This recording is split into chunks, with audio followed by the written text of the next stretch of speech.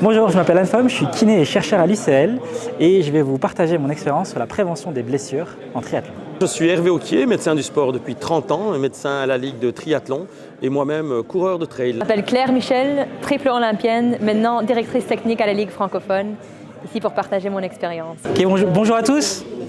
On va commencer la conférence pour pas trop déborder. Donc, on ne va pas se faire enguirlander ici. Bienvenue pour une conférence avec la Fédération de triathlon. Je me présente, moi je m'appelle Anne-Fom et avec Hervé et Claire, on va vous faire un petit topo. Vous allez voir donc une vision un petit peu kiné, une vision médicale sur la santé, puis un partage d'expérience de, je pense, quelqu'un qui sait de quoi elle parle. Donc c'est plutôt intéressant là-dessus. Ça va. Puis on aura un moment d'échange de questions-réponses à la fin. Donc, moi, je suis kiné de formation, je suis athlète à la base, pas triathlète, athlète, mais je fais mes travaux et cliniques et de recherche sur le domaine. Et donc, c'est ça qu'on va venir vous présenter, une conférence sur la prévention des blessures, en particulier autour du triathlon, mais c'est assez transversal dans plein d'autres sports aussi. Quelques chiffres pour commencer. Je ne sais pas si vous êtes déjà posé la question. Alors, peut-être d'abord, qui est triathlète ici ? Je pense que tu peux lever la main. Qui est coach ? Qui coach, entre autres des triathlètes, mais peut-être pas que. Parfait. Quelqu'un fait un autre sport que le triathlon ? Ah ouais, vous pouvez rester, ça va, c'est pas grave. Mais c'est juste que les chiffres ne sont pas les mêmes, ça va, bien sûr. Alors Ben, tu dois t'imaginer. 0,7 à 5,4 blessures par 1000 heures, parce que nous, les scientifiques, on aime bien compter par 1000 heures d'entraînement. Donc si un athlète fait 1 heure, là j'ai par exemple 1000 triathlètes qui font 1 heure de sport, statistiquement, j'en ai peut-être entre 0,7 et 5 qui vont vivre une blessure. Si un athlète fait 1000 heures, du coup, il a un risque de faire ça. Ça va ? Ça vous parle ? Pas du tout. Moi, ça ne me parle pas. Donc en fait, si on traduit ça, on pourrait compter que ça fait entre 25 et 60 blessures chez 100 triathlètes qui font du triathlon. Relativement, j'allais dire, beaucoup. Ça dépend un peu de votre niveau de c'est quoi beaucoup. C'est plus de 10 heures de sport par semaine. Okay. Donc, a priori, pour les triathlètes, c'est correct là-dessus. Mais chez le commun des mortels, 10 heures, c'est beaucoup. Quoi. Ça va. Mais donc, ça, c'est une représentation. Grosso modo, les chiffres changent un peu, c'est au niveau des articles. C'est beaucoup. Ça veut dire, en gros, vous faites du triathlon, vous êtes exposé aussi à des blessures. Ce n'est pas si anodin que ça. On a 7 triathlètes sur 10 qui ont une blessure dans le cadre de leur activité. Je fais du triathlon, 1 an, 2 ans, 3 ans, 10 ans, 20 ans. 7 athlètes sur 10 vont dire « j'ai subi une blessure », à minima. Chez les athlètes qui viennent consulter ou qui viennent dire aux chercheurs « j'ai eu une blessure ». Parce qu'il y a plein de gens qui ont une blessure et qui ne viennent pas nous le dire. Donc je pense que c'est un chiffre qui est sous-estimé. En gros, encore une fois, ça a une importance. Parmi les sports du triathlon, comment vous classifieriez le sport qui a le plus de blessures et le sport qui a le moins de blessures ? Donc, premier, ce serait course à pied. Deuxième, vélo, natation. Là, on est bon là-dessus. Au niveau des ordres de grandeur, 2 fois plus pour la course à pied, 3 fois plus pour la course à pied par rapport au vélo. Mais quand même, la course à pied, c'est entre 50 et 70% des blessures du triathlète. Donc, du coup, c'est assez intéressant de s'intéresser à ça. On a beaucoup de pathologies sur le genou, que ce soit le syndrome fémoro-patellaire, si vous connaissez ces noms-là, vous l'avez peut-être eu, que ce soit la bandelette tibio-tibiale, de son nom populaire l'essuie-glace, etc. Donc il y a plein de choses. On a le tendon d'Achille, le fascia, les fractures de stress et leur continuum. Le vélo, 15 à 40%, ça reste conséquent quand même. Et dans le vélo, on ajoute beaucoup les chutes. Enfin, vous me direz, mais probablement. Et puis on a la natation, qui est somme toute beaucoup moins que les 2 autres, mais qui est quand même présent là-dedans, particulièrement au niveau de l'épaule et du rachis. Donc ça, c'est des choses qu'on va voir. Intéressant à comprendre, mais est-ce que vous vous êtes posé la question ? Ça, c'est les blessures qu'on a. Ok, c'est intéressant. Vous savez combien ça coûte ? C'est vos impôts qui payent les soins. Vous savez combien ça coûte une blessure ? Alors, c'est une étude que j'ai reprise des Néerlandais, mais on est plus ou moins sur les grandeur. Alors, grosso modo, pardon, je vais mettre là. Pardon. Grosso modo, c'est bon ici. On est plus ou moins sur une blessure coûte environ 100 €. Okay, un peu plus, un peu moins en fonction. Il y a des coûts qui sont directs. Donc, j'ai un triathlète qui se blesse, il va avoir des coûts associés au fait d'avoir une prise en charge, indépendamment qu'il soit pris en charge par ses sponsors, sa fédé, etc. Il a des coûts. Il y a les coûts qui sont de l'INAMI, Donc tous les Belges sont sous la sécurité sociale. Puis il y a les coûts indirects. Si je me blesse et que je ne peux pas aller au travail pendant 5 jours, ben, ça coûte à la société. Donc tous ces coûts sont englobés. Si vous êtes un triathlète qui est sous contrat, vous vous blessez, vous ne savez pas vous entraîner, vous ne savez pas performer, ben, tout ça, ce n'est pas compté dans ce que vous avez payé. Et par contre, ça compte aussi là-dedans. Donc en fait, c'est vraiment une question de gestion publique, de comprendre qu'une blessure n'est pas juste « j'ai mal, il faut que je me soigne », ça a un impact. Et là, je ne m'adresse pas aux triathlètes, je m'adresse aux fédérations. C'est les fédérations, nous, qui devons prendre ça en compte dans la prise en charge de nos triathlètes. Des chiffres assez interpellants quand même. Alors, chaque Olympiade a ses chiffres, mais globalement, on est sur les mêmes. Il y a un athlète sur 5 qui participe à un entraînement sous un statut plus ou moins grave de blessure.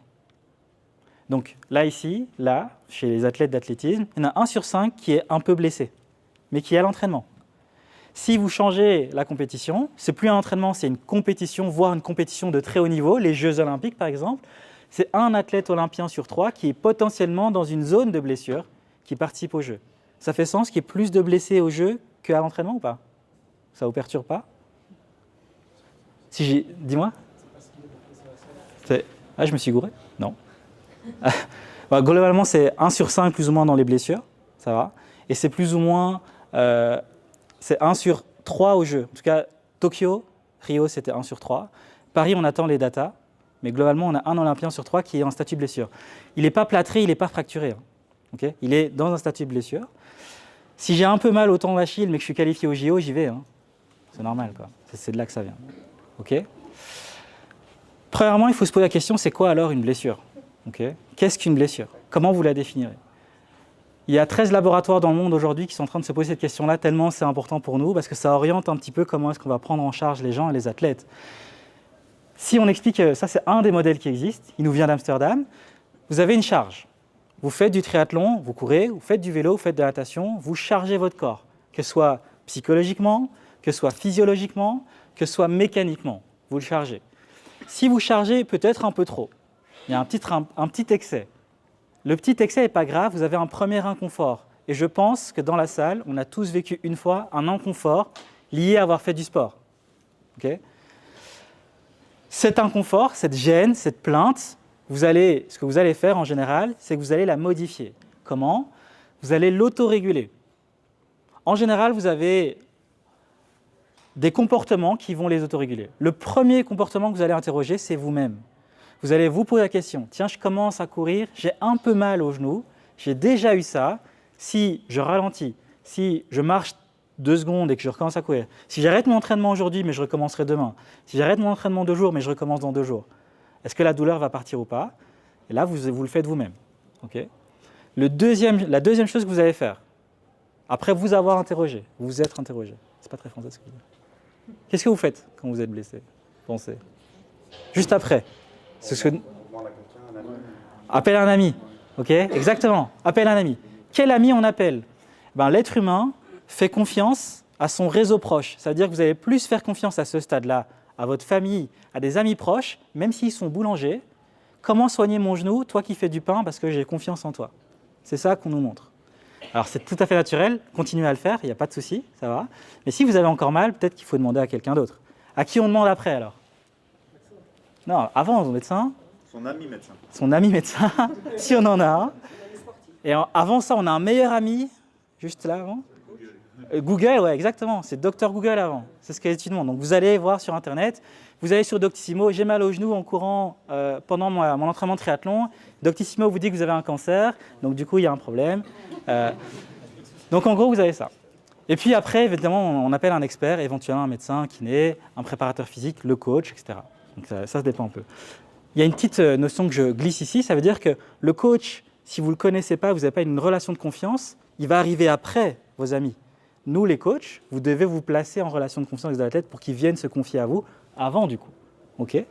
Et en général, un athlète, ça joue comme ça fait un cycle un petit peu comme ça. C'est normal, ça va. Ça, c'est quelqu'un qui, entre guillemets, se blessera pas. Qui se blessera si il en tombe dans une blessure, il n'a pas la capacité de faire l'entraînement. Ça ne sert à rien que je vienne ce soir à l'entraînement, je ne sais pas courir. Donc je ne viens pas. Je dois prendre du repos, je dois aller consulter, je dois prendre une médication. Là, on a une blessure qui est... En général, là, on va chercher le médecin plus vite. Vous allez chercher le médecin plus vite aussi si vous avez un impact dans les activités de la vie de tous les jours. Si j'ai un peu mal sur mon vélo, mais quand je marche pour aller au travail, j'ai pas mal, bah, ça me doute, a priori, vous avez dit je me repose, je recommencerai le vélo plus tard.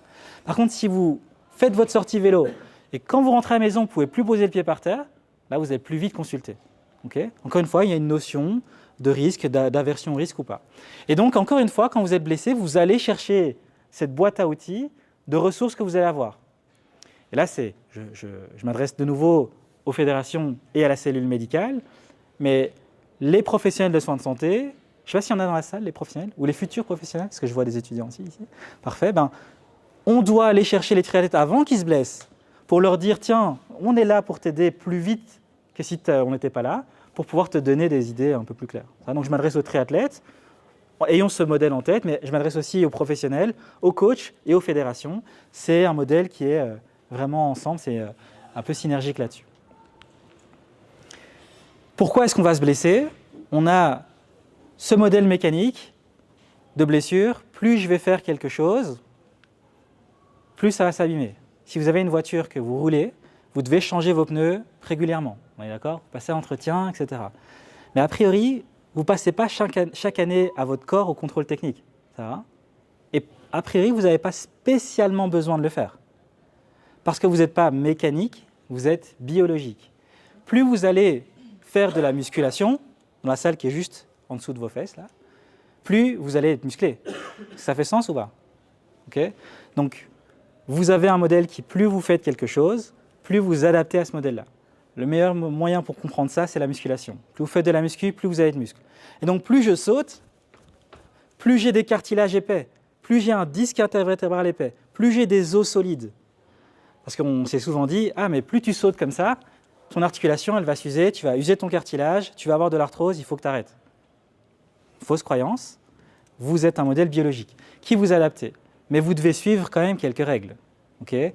Vous ne pouvez pas trop faire, sinon ça ne va pas aller. Et surtout, ça c'est très important, si vous faites rien ou moins, vous allez vous adapter dans l'autre sens.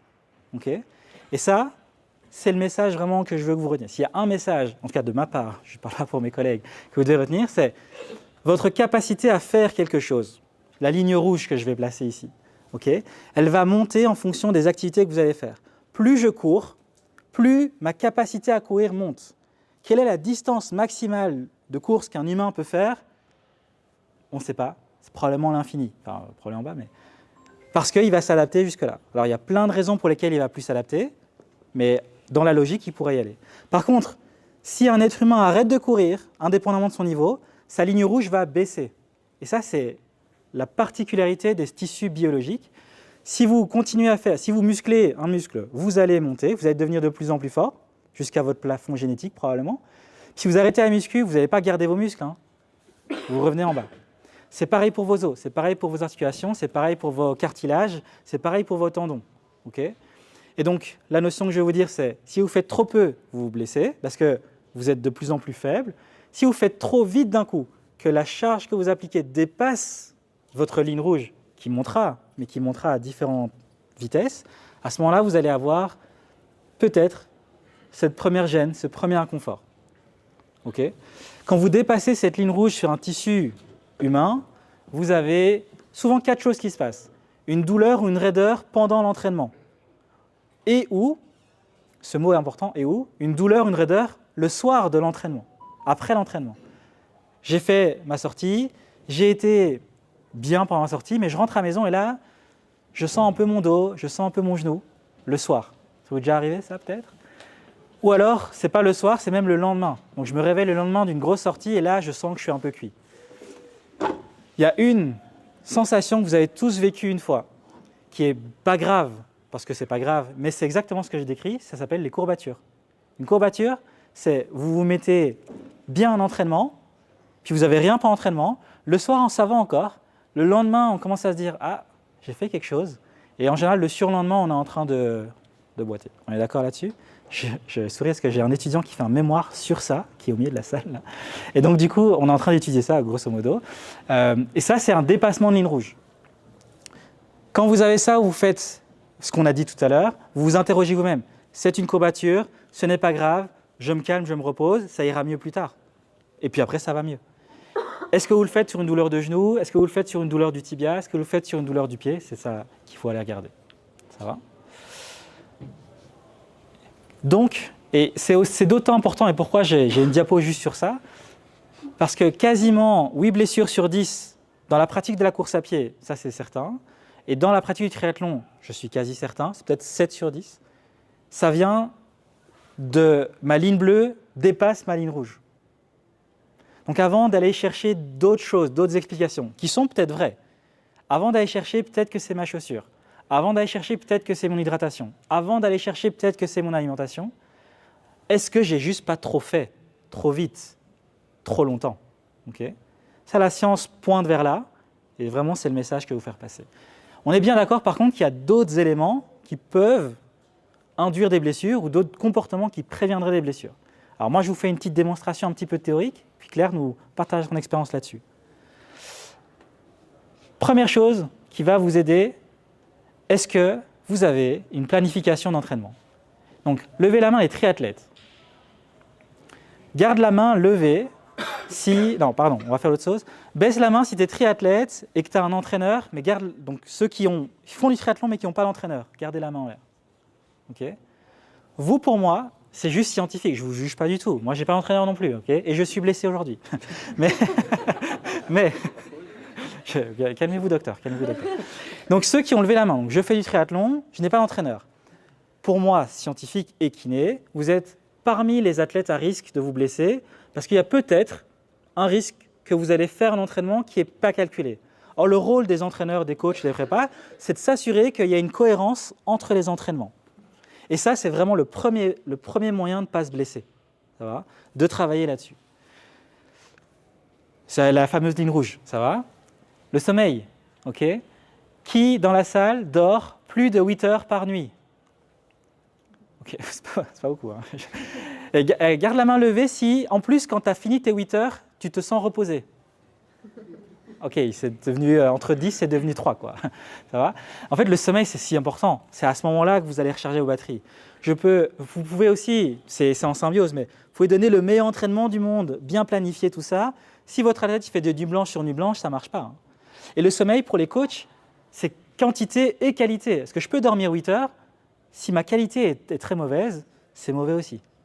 Donc, les coachs, c'est particulièrement vous qui êtes en contact avec les athlètes, un peu, bien sûr, le service médical et les fédérations, on doit faire attention à ça. Et d'ailleurs, on a même des stratégies qui nous permettent d'améliorer les qualités de sommeil, dans certains cas. Je vois qu'un athlète est un peu trop fatigué, mais on a un objectif bientôt, on va proposer des stratégies pour améliorer le sommeil. Que ce soit du sleep banking, donc le fait d'aller au lit plus tôt ou de se lever du lit plus tard, dans certains cas. Souvent, quand on a un athlète qui en plus a un travail à côté, on doit récupérer ça, c'est des stratégies qui existent. Ou alors vraiment des suivis de sommeil pour vraiment avoir une stratégie, une hygiène de sommeil là-dessus. Puis on a d'autres interventions comme jouer sur l'alimentation, on y parle tout à l'heure, mais aussi pour les compétitions, on peut jouer sur quelques aspects, par exemple la cryothérapie peut nous aider à jouer sur des choses. Ça va? L'alimentation. C'est quoi la règle que vous connaissez sur l'alimentation? Si on reste relativement simple. Serge n'est pas là ce soir, donc je m'en profite. Dis-moi. Alors déjà, manger à sa faim, et surtout, quand tu as fini ta faim, il faut arrêter. Mange un arc-en-ciel tous les jours. Pense à l'arc-en-ciel tous les jours. Effectivement, c'est plus ça qu'on va regarder. Donc, on n'a plus la pyramide. Vous vous souvenez de cette pyramide que vous avez peut-être appris? Là, on l'a enlevée. Ce qui nous intéresse maintenant, c'est l'assiette. Okay. Alors, cette assiette change en fonction des objectifs, on est bien d'accord. Et il y a plein de couleurs dans cette assiette, effectivement. Des légumes, des fruits, des céréales complètes, de la protéine animale, des huiles et de l'eau, bien entendu. Okay. Il y a plein de choses qu'on peut dire là-dessus, mais globalement, il faut manger équilibré. Vous pouvez pas... Ça, c'est les 3 piliers. Donc, c'est le Père, le Fils et le Saint-Esprit. Les triathlètes, c'est ça d'abord. Ça va? Avant la nouvelle paire de chaussures ou le nouveau vélo. Hein, ça va? C'est ça d'abord. Okay, je le dis pour les triathlètes. Donc, important. Et après tout ça, on peut rajouter plein d'autres éléments, comme par exemple la communication. Vous pouvez avoir le meilleur entraînement, un bon sommeil, une bonne alimentation. Si vous n'êtes pas entouré d'une équipe qui communique entre elles, qui vous donne une bienveillance psychologique, ça ne sera pas optimisé. Et là, encore une fois, le chef d'orchestre de ça, c'est le coach qui doit s'assurer que l'athlète est bien aux alentours de tout ça. Le matériel, et là je laisserai plus Claire en parler là-dessus, mais effectivement, en course à pied, je n'ai pas de sous-titres matériel, même pas chaussures. Par contre, en cyclisme, il y a peut-être des éléments, en tout cas de confort, ça c'est confort en tout cas, sur votre position en cyclisme là-dessus. Et bien sûr, tout ce qui va être renforcement et mobilité, là ça va être important de bien préparer nos athlètes à ça là-dessus. Ça. Si vous voulez, je vous enverrai les diapositives. Je vois que tu vas te faire une tendinite de l'épaule. Petit aparté sur les récupérations sportives. Et est-ce que tu as remarqué qu'entre la diapo précédente et cette diapo-là, les 3 piliers sont toujours là? Ça veut dire quoi? Ça veut dire que pour bien récupérer, il faut d'abord avoir un entraînement qui a bien été planifié, bien dormir, bien manger. Fais ça d'abord avant de faire les autres trucs. Les autres trucs servent particulièrement quand je veux maintenir un niveau de performance.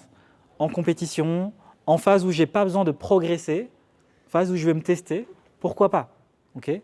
Mais pas spécialement tout le temps.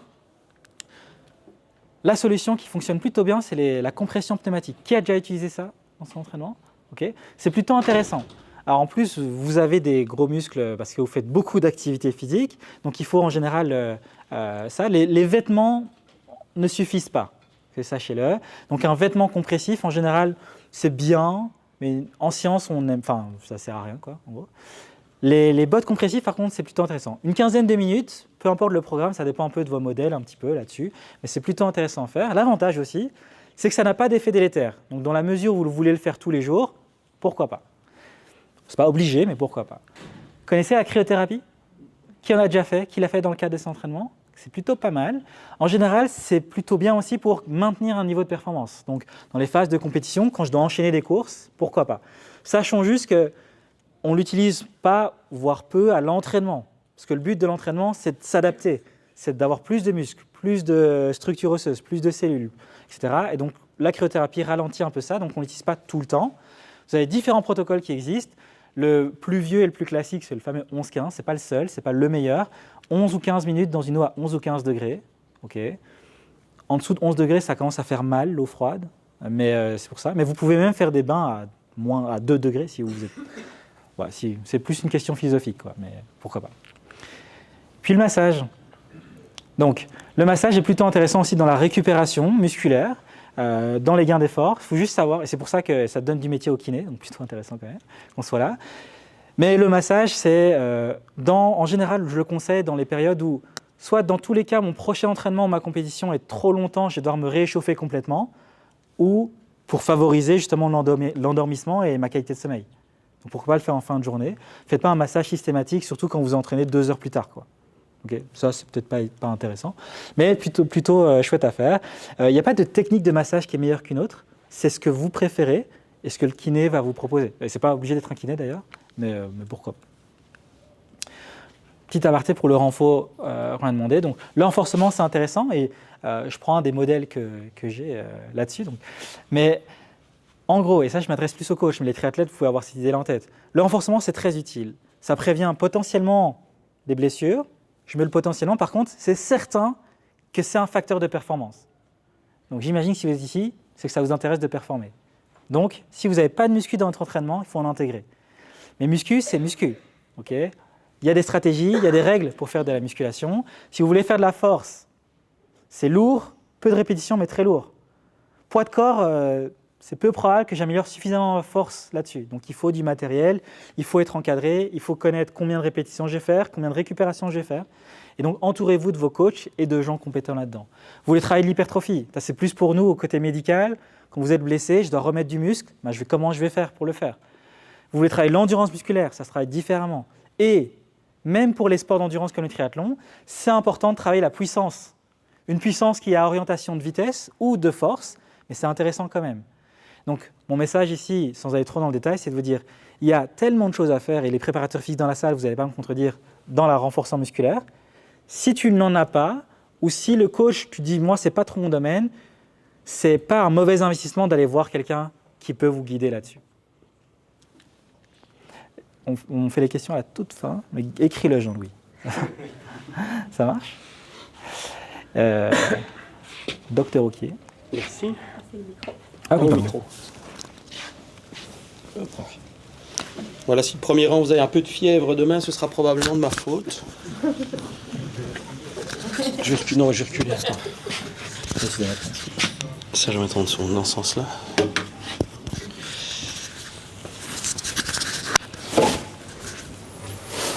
Voilà.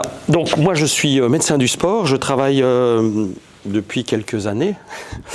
Je travaille notamment depuis 23 ans pour la Fédé d'athlétisme, en fait. Et je collabore avec Anne Fong depuis une petite dizaine d'années maintenant, où on peut comparer l'approche kiné et l'approche médecin de toutes les pathologies. Voilà, donc moi, je vais vous parler plus de santé en général. Donc, je vais vous résumer en 26 minutes et 13 secondes, parce que je me suis entraîné tout à l'heure, les 7 années de médecine, parce qu'à l'époque, ce n'était pas 6 ans, c'était 7. Et pour être honnête, moi, j'ai tellement bien aimé la première que je l'ai refait 2 fois, donc j'ai fait ça en 8 années. Alors, grosso modo, Anne Fong vous en a déjà parlé. Pour vivre bien et en bonne santé, ça concerne tout le monde et pas uniquement les athlètes. Il y a 5 choses fondamentales. Il y a faire de l'activité physique, il faut bien dormir, bien manger, il faut surtout garder des contacts sociaux et enfin, il faut ne pas être stressé. Maintenant, si on veut être un triathlète en bonne santé et longtemps, on va reprendre ce trivial poursuite de la dia précédente, mais on va aussi apprendre à écouter quelques signaux du corps qui me disent que là, j'ai peut-être quelques problèmes qui nécessitent d'aller un petit peu plus loin et de fouiller un peu la question. Alors, on ne va pas reprendre toutes les pathologies parce qu'il y en a beaucoup trop. On va prendre quelques pathologies qui nous font très peur et d'autres pathologies qui sont beaucoup plus fréquentes. Donc, par exemple, on va parler de douleur, et quand une douleur qui nous fait très peur, c'est la douleur thoracique, chez nous médecins ou chez les athlètes aussi. C'est l'essoufflement également, qui est un signe on va regarder.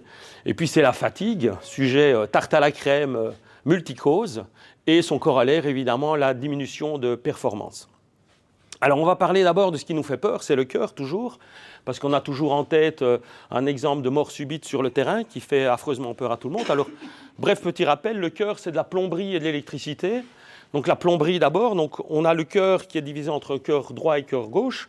Le cœur gauche va envoyer du sang dans des tuyaux qu'on appelle les artères. Ce sang oxygéné va aller oxygéner tous les organes, dont les muscles. Les muscles, pour bouger, ont besoin d'oxygène. Et on a certaines de ces artères qui ne vont pas aller trop loin, mais qui vont tout de suite, à la sortie du cœur, rentrer dans le muscle cardiaque, parce que le cœur, c'est un muscle, il a besoin d'oxygène pour fonctionner.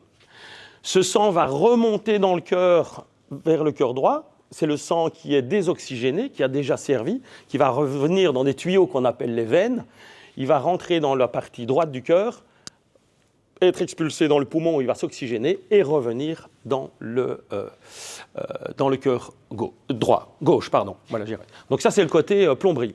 Maintenant, ce cœur, pour fonctionner, il a besoin d'électricité, il a besoin de stimulus pour coordonner les différentes parties du cœur pour qu'elles pompent de façon efficace à ce que le sang oxygéné s'en aille et le sang désoxygéné revienne. Et alors, justement, on va avoir des problèmes de plomberie ou des problèmes d'électricité.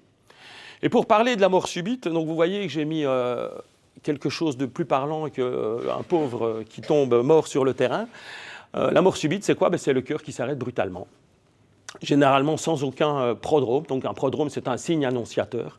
Voilà, c'est quelqu'un qui était en bonne santé, qui 2 secondes plus tard s'écroule sur le terrain. Alors on a différentes causes de mort subite.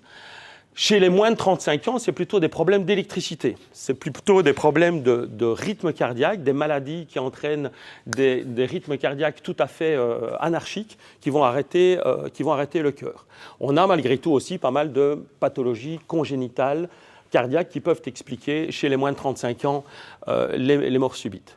Chez les plus de 35 ans, on rentre dans une population plus à risque de ce qu'on appelle l'artériosclérose. C'est les artères qui se bouchent progressivement, et notamment les artères du cœur qui se bouchent et qui peuvent donner des infarctus notamment.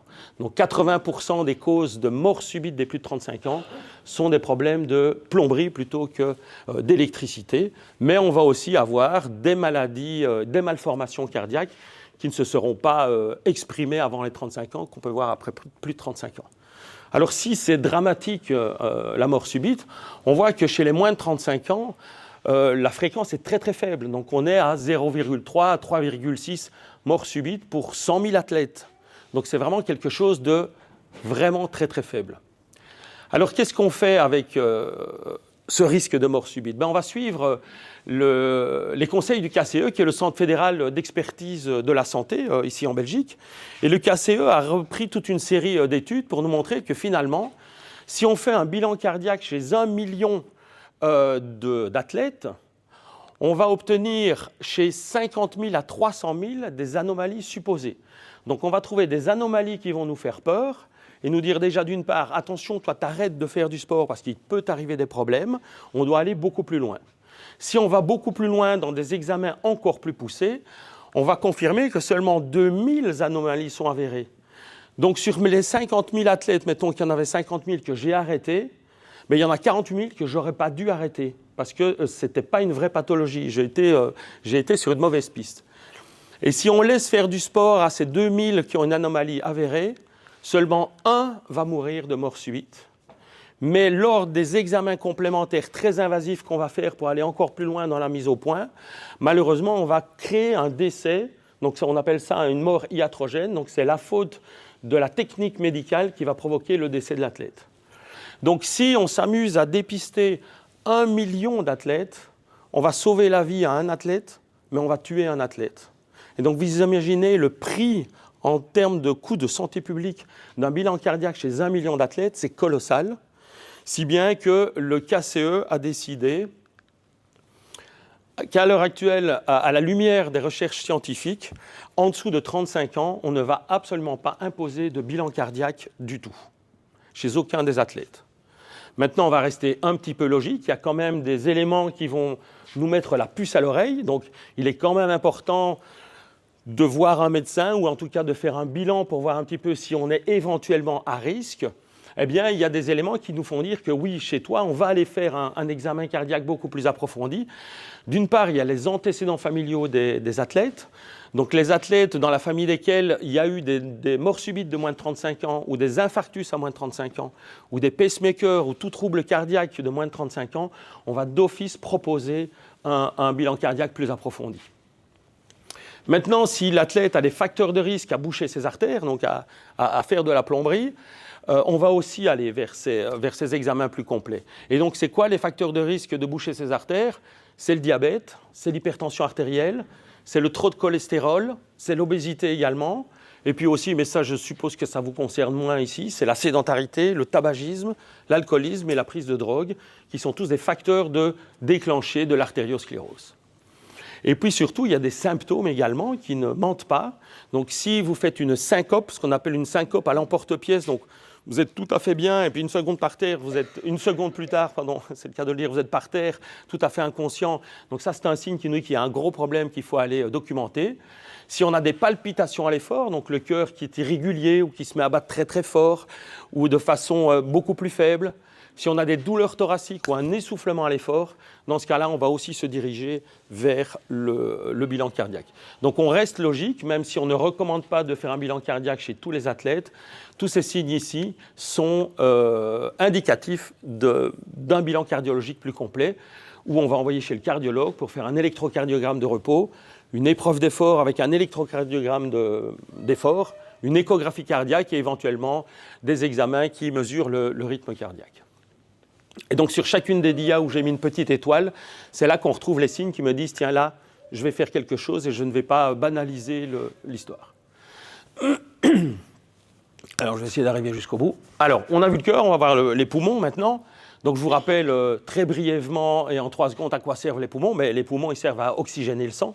Donc l'oxygène que l'on respire va dans les poumons, dans le fin fond des alvéoles, oxygéner le sang désoxygéné qui vient des veines, renvoyer ce sang au niveau du cœur. Le cœur gauche va renvoyer ce sang oxygéné dans tous les organes qui ont besoin d'oxygène pour vivre, et notamment du muscle. Le muscle a besoin d'oxygène pour produire de l'énergie. Le mouvement et la contraction, c'est de l'énergie. On va produire de la chaleur également, mais on va produire du CO2 qui va retourner vers le cœur et les poumons pour se réoxygéner. En soi, le poumon n'est pas du tout, un poumon sain n'est pas du tout un facteur limitant la performance. Mais par contre, un poumon malade est un facteur de... Je vois que vous n'êtes pas la seule à avoir des poumons malades. Le poumon malade, est un facteur limitant la performance. Et dans les pathologies les plus fréquentes, l'asthme d'effort est un facteur très limitant. L'asthme d'effort, on va le voir, c'est une diminution du calibre des bronches, donc qui survient après l'effort généralement. Donc 5 à 10 minutes après l'effort, les bronches se resserrent, il y a moins d'air qui peut rentrer dans ces petites alvéoles pour aller oxygéner le sang. Et généralement, ces alvéoles, 30 à 40 minutes après, ces bronches vont se redilater. Donc c'est un phénomène qui est tout à fait court dans le temps, mais qui peut avoir des conséquences certaines. Et on estime que 10% de la population, tout venant, sportif ou non sportif, a de l'asthme à l'effort. Alors, cette crise d'asthme à l'effort, elles vont être plus fréquentes en atmosphère sèche ou froide. Et en triathlon, c'est surtout la course à pied qui va déclencher ces crises d'asthme à l'effort, beaucoup plus que le vélo ou la natation en fait. Sur le long terme, ces petites crises d'asthme à l'effort qui ne sont pas bien méchantes au moment même de toute façon, peuvent altérer progressivement la fonction pulmonaire et ça peut devenir donc impactant sur la performance des athlètes. Quels sont les signes? Donc je vous remets une petite ampoule pour dire attention au tilt, là il se passe quelque chose. Mais les signes, ils sont très légers. Donc ça se passe toujours 5 à 10 minutes après l'effort. On va avoir une respiration sifflante. On peut avoir des quintes de toux sèches. On peut avoir une sensation d'oppression, de constriction dans la poitrine. On peut aussi, évidemment, ça va expliquer des pertes de performance progressivement chez l'athlète. Mais au repos, on n'a absolument aucun symptôme, donc ce n'est pas de l'asthme allergique, on n'a aucune crise au repos. Et à l'examen clinique au repos chez le médecin ne va rien détecter du tout, il n'y a absolument aucun signe visible en fait. Donc si j'ai ces signes-là après l'entraînement ou après la compétition, mais je vais faire un bilan pulmonaire et uniquement à cette condition-là, où le pneumologue va faire différents tests pour voir s'il peut reprovoquer cet asthme à l'effort. Donc on va faire des mesures des volumes et des débits respiratoires au repos et à l'effort, ou éventuellement en essayant de stimuler une bronchoconstriction, donc une constriction de ces bronches à la consultation. Et le cas échéant, on ira sur un traitement. Et puis le symptôme le plus fréquent, c'est la fatigue. Donc on a parlé de la douleur, on a parlé d'essoufflement et de la fatigue. Alors la fatigue, je reprends la définition du Larousse qui dit bien ce qu'elle veut dire. Donc c'est une sensation désagréable provoquée par plusieurs facteurs. On va voir que des facteurs, il y en a des tonnes. C'est une sensation désagréable provoquée par plusieurs facteurs, physiques et intellectuels, donc même psychologiques, on va dire, qui se traduit le plus souvent par un manque d'énergie, une difficulté à effectuer des efforts, une lassitude et aussi un manque de motivation. Donc il n'y a pas qu'une faiblesse physique, mais ça entretient aussi une faiblesse mentale et un manque de motivation. On reconnaît grosso modo, sans rentrer dans les détails, la fatigue périphérique, la fatigue musculaire qu'on ressent après l'entraînement. Donc on n'a pas envie d'aller sortir les poubelles ou de vider le lave-vaisselle parce qu'on vient de l'entraînement. Et par contre, plus interpellant, c'est la fatigue centrale. C'est le système nerveux central qui est fatigué et c'est tous les organes qui sont fatigués. Et nous, médecins des sports de compétition, c'est ça qui nous intéresse et c'est ça qu'on doit dépister assez tôt. Donc cette fatigue centrale, on va... Alors, à partir de quand un athlète doit consulter pour une question de fatigue, donc il n'y a pas de consensus scientifique par rapport à ça, on estime généralement, et c'est repris par toutes les fédérations internationales du sport, si la fatigue persiste 2 semaines malgré une diminution de 50% de l'entraînement, on estime que c'est probablement une fatigue centrale et qu'il faut aller documenter cette fatigue pour voir comment on peut la prendre en charge en fait. Mais donc on attend 2 bonnes semaines d'un entraînement diminué de 50%. Alors les causes de fatigue, elles sont multiples. Donc les plus classiques, c'est le contexte infectieux, c'est les virus, la mononucléose, le cytomégalovirus, c'est le Covid, c'est la grippe. On aura toujours un contexte de signes associés comme de la fièvre, des frissons, des douleurs musculaires, des céphalées. Donc là, on a déjà une piste qui nous dit, tiens, ça c'est une fatigue plutôt infectieuse, plutôt virale. On a des fatigues qui sont plutôt métaboliques, liées à des organes qui fonctionnent moins bien. Donc le diabète va donner une fatigue. Il y a souvent dans le diabète de type 1 un contexte familial. Il y a un historique dans la famille d'autres personnes qui ont le diabète. On a une perte de poids inexpliquée, on a des soifs intenses, on a un manque de performance et une fatigue évidemment. On a la thyroïde aussi, on a plus souvent une thyroïde qui fonctionne moins bien. La thyroïde, c'est un petit organe qu'on a ici au niveau du cou, qui est le chef d'orchestre de plein de réactions métaboliques dans le corps. Si elle ne fonctionne pas bien, tout se met un petit peu au ralenti. Donc là, de nouveau, fatigue, perte de performance, constipation, perte de cheveux, ongles cassants. Il y a toute une série de symptômes que les médecins peuvent reconnaître et donc documenter. Et on a aussi, dans les contextes métaboliques, l'anémie, donc trop peu de globules rouges. Ça, c'est plus fréquent chez les femmes lorsque les règles sont plus abondantes, où on a des pertes de sang plus abondantes. Et on va avoir une anémie, donc c'est moins de fer dans les globules rouges, des globules rouges plus faibles qui sont moins amènes d'amener l'oxygène là où il faut l'amener. Et alors, on a encore d'autres fatigues, donc simplement la fatigue qu'on appelle psychosociale, donc c'est le surmenage avec trop de travail, trop d'entraînement, avec trop de boulot en dehors de ça, au travail, le stress général, la famille, l'entourage, donc plutôt des causes qui sont extérieures et qui sont donc psychosociales. Et puis, ce qui nous intéresse et qu'on va développer un petit peu maintenant, c'est ce qu'on appelle le RED-S, ou ce qu'on appelait jadis le surentraînement. Et donc là, qui touche principalement des sports d'endurance, comme les courses d'endurance, d'ultra-endurance, ou au niveau du triathlon. Alors ce RED-S, donc, c'est le déficit relatif d'énergie. Donc grosso modo, dans la vie, et notamment quand on fait du sport, on va dépenser de l'énergie. Et on va essayer d'en récupérer pour que la balance soit plutôt dans l'équilibre ou plutôt même positif. Qu'est-ce qui me fait dépenser l'énergie dans la vie courante ? Chez les triathlètes, c'est évidemment et avant tout l'entraînement. Mais je dépense de l'énergie également dans mes activités quotidiennes, quand je vais à pied à l'école, quand je vais au boulot, quand je me déplace, quand je vais faire mes courses. Le corps dépense de l'énergie même quand vous êtes au repos. Quand vous digérez, vous dépensez de l'énergie. Votre cœur, il dépense de l'énergie. Vos poumons pour respirer, ils dépensent de l'énergie. La croissance est une période de la vie où on dépense beaucoup d'énergie pour grandir. Et puis le stress aussi va pomper beaucoup d'énergie. Et comment je récupère mon énergie ? Fong vous l'a dit, il faut que je mange bien, il faut que je m'hydrate bien, il faut que je dorme bien, il faut que j'ai des phases de repos qui sont conséquentes après mes entraînements et un bon équilibre entre récup et activité. Et puis, il y a la gestion du stress qui ne va pas me faire gagner plus d'énergie, mais qui va m'éviter d'en perdre trop. Voilà. Donc le RED-S, c'est quoi ? C'est quand ma dépense d'énergie est plus importante que mon apport d'énergie.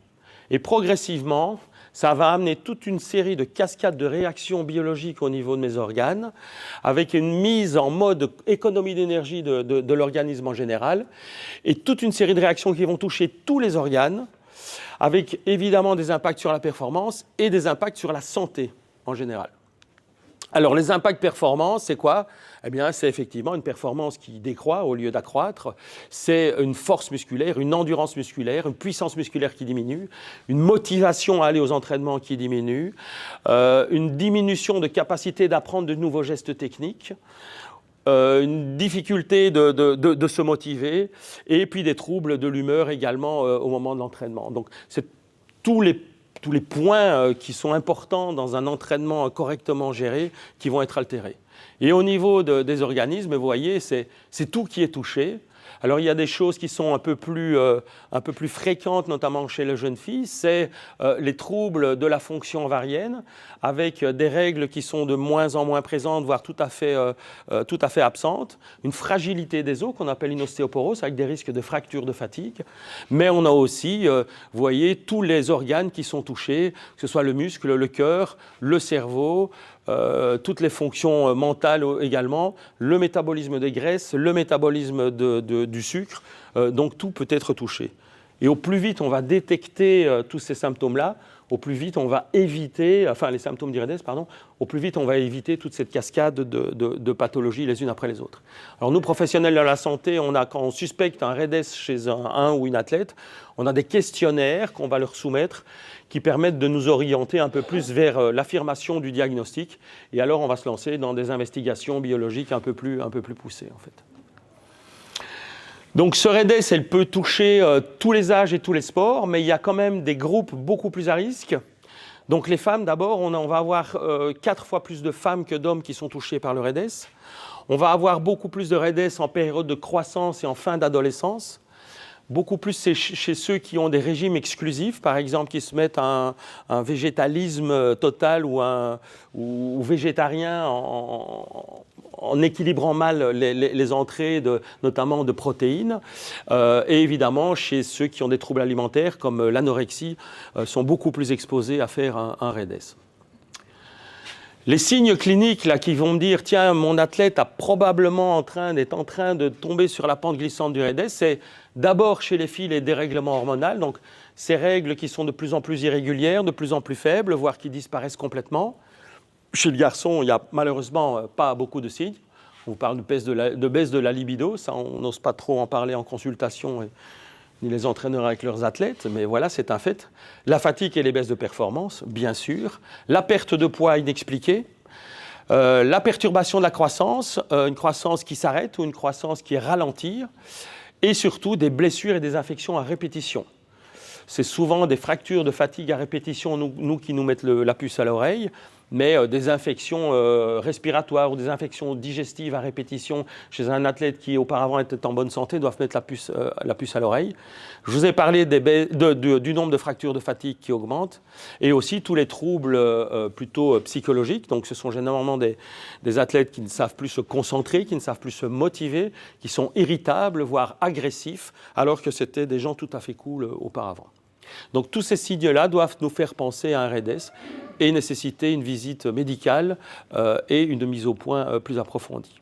Alors cette prise en charge, elle est médicale surtout, mais pas uniquement. Donc on doit faire intervenir là médecin, mais diététicien, psychologue également. Et Anne Fonck le disait, il est à tout prix nécessaire d'avoir une communication importante, que ce soit pour le REDES ou toute pathologie autour d'un athlète. Et les 3 pôles doivent vraiment interagir. Donc il y a l'athlète et son entourage, il y a le staff technique, la direction technique, l'entraîneur, le coach, le préparateur physique et tout le staff médical, que ce soit le médecin, le kiné, le diététicien, le massothérapeute ou tout ça. Si on a un bon dialogue et si on a tous le même discours autour de l'athlète, les chances de prise en charge et de réussite de la prise en charge sont évidemment implémentées. C'est absolument important. Et alors pour terminer, nous ce qu'on propose généralement avec les fédérations avec lesquelles on travaille, c'est ce qu'on appelle un suivi médical longitudinal. Donc c'est-à-dire que pour les élites dont les fédérations nous confient la santé, on va proposer d'office 2 visites médicales par an, où on va un peu aller revoir s'ils ont tous ces symptômes. Ces visites médicales sont assorties également de visites fonctionnelles. Donc, c'est-à-dire que c'est un kiné qui va faire toute une série de bilans ostéo-articulaires, mesure de la force musculaire, des amplitudes articulaires. On fait ça 2 fois par an d'office et le cas échéant, si nécessaire, des études, des épreuves d'effort ou des études métaboliques plus approfondies. Et on espère que ça nous permet justement de dépister très très tôt des pathologies qui ne vont pas du tout impacter la saison des athlètes. Voilà, j'ai fait le tour grosso modo des points dont je voulais vous parler aujourd'hui. Je vais laisser à notre olympienne. Et c'est bon. Donc voilà, je m'appelle Claire Michel, pour ceux qui ne me connaissent pas. Je suis triathlète de haut niveau. Enfin, non, pardon. J'étais triathlète de haut niveau. Je dois toujours un peu m'adapter à ça. Voilà, je fais le triathlon depuis une douzaine d'années. Et maintenant, depuis très peu, j'ai passé à la direction technique de la Ligue francophone de triathlon. Et donc ici, voilà mon objectif. Voilà, on a 2 experts qui nous ont, dans toute sa complexité, bien couvert tous les sujets aussi par rapport à la prévention de blessures. Et mon optique ici, en fait, c'était plus de présenter une vision plus globale et un peu plus... aussi toucher un point sur l'aspect qui a déjà eu une blessure. Ah, ben tiens donc. Donc, aussi un peu, qu'est-ce qui se passe quand on est blessé? Parce qu'ici, on a beaucoup parlé de la prévention. Et donc, ce que j'aimerais bien apporter, c'est parce que moi aussi, j'ai eu des blessures, des accidents et d'autres. Et donc, un peu toucher un mot sur cette expérience qu'on a tous vécue dans notre propre petit monde de qu'est-ce que c'est d'être blessé. Donc, la première chose, en gros, c'est la ligne rouge que Anne nous a déjà présentée. Bien sûr, on sait que le triathlon, c'est la gestion de 3 sports, c'est beaucoup. Et de loin, le consigne de base qui s'applique, donc je rejoins très fort à son message, c'est une progression progressive, c'est super important. Et je parle non seulement dans le volume, mais aussi dans l'intensité de l'entraînement que ça peut représenter. Et bien sûr, il y a des choses qui arrivent dans la vie, quand on tombe malade, on a un projet au boulot, on a quelque chose qui arrive qui nous permet de ne pas s'entraîner pendant une semaine ou deux, bah alors forcément, on doit s'adapter à ça. Ce n'est pas parce qu'on faisait 10 heures semaine, on était parti pendant 2 semaines, qu'on peut du coup revenir à 10 heures semaine. Chaque fois, peu importe si c'est voulu ou pas voulu, la coupure, il faut s'adapter par rapport à les réalités du terrain. Et bien sûr, la course à pied, c'est où ça joue le plus, ça a le plus d'impact, bien sûr, parce que les 2 autres sports, natation et vélo, sont portés. Maintenant, par rapport, je vais quand même toucher, j'ai l'impression de faire un peu une répétition de ce qui a déjà été dit, mais quand même tirer des points d'attention sur les 3 sports. Donc, en natation, un sport porté, le plus gros point d'attention, c'est vraiment la technique. Donc, si je vous demande tous de mettre des mains comme ça, devant vous, allez, tournez vers l'intérieur. Vous sentez la différence de pression au niveau des épaules? Donc, si vous nagez comme ça, à répétition, ben, forcément, ouais, les risques de problèmes d'épaule sont déjà plus fréquents. Donc, effectivement, déjà d'avoir une bonne technique, d'avoir un coach, d'avoir un peu un regard extérieur, que ce soit en club ou d'autres, c'est quand même assez important. Ça, c'est probablement le point le plus important. Aussi, des paddles comme ceci, oui, on va plus vite, mais pas en excès, s'il vous plaît. Ça doit être quand même adapté. Même chose pour les palmes, qui sont chouettes aussi à mettre, mais pour les chevilles et tout ça, voilà, c'est aussi en équilibre. Par rapport au vélo, ça a déjà été dit, l'analyse posturelle, de faire un bike fitting. S'il y a un conseil par rapport à un investissement, je préfère acheter un vélo un peu moins cher, mais investir alors dans une analyse posturelle, parce qu'il n'y a que 3 points d'attache. Il y a les pieds dans les cales, les fesses sur la selle et les mains sur le guidon. Et du coup, vous êtes dans une position assez fixée, qui a une implication, on bouge la partie du guidon, sur le cou, le dos, les ischios et toute la chaîne. Et donc, de vraiment prendre le temps d'investir dans ça, et aussi la selle au niveau confort. Surtout chez les femmes et chez les hommes, ça se développe de plus en plus d'avoir des selles. Donc, allez dans un magasin vélo. Souvent, ils ont des genres de tests carrément où vous pouvez vous asseoir. Ils mesurent vraiment pour avoir un peu une selle adaptée à vous. Et surtout chez les femmes, il y a des bons avancées par rapport à il y a 10 ans, et ça, c'est chouette. Pour la partie course à pied, encore une fois, c'est vraiment, ça a déjà été dit, mais le choix de chaussures est quand même important. Les chaussures carbone on pourrait faire encore une conférence probablement juste là-dessus, mais ça a eu un effet quand même assez important aussi les années, ici, les derniers 4, 5, 6 ans. C'est des choses à faire à modération. Et moi, par exemple, chaque fois que j'ai une nouvelle paire de chaussures, la première chose que je fais, c'est j'écris la date derrière sur le talon pour justement pouvoir bien traquer mes kilomètres, que ce soit en Strava ou que sais-je. Mais avoir une idée de quand les chaussures sont épuisées, c'est important. Et si vous mettez une nouvelle paire de chaussures, parce que vous dites « Ah ouais, il est quand même peut-être temps, je ne sais pas trop, voilà, ça fait plusieurs mois », et que vous sentez, c'est le même modèle, hein, imaginons, vous sentez la différence, oui, c'était trop tard. Donc, ce que je fais aussi souvent, c'est que j'achète 2 paires pour entraînement.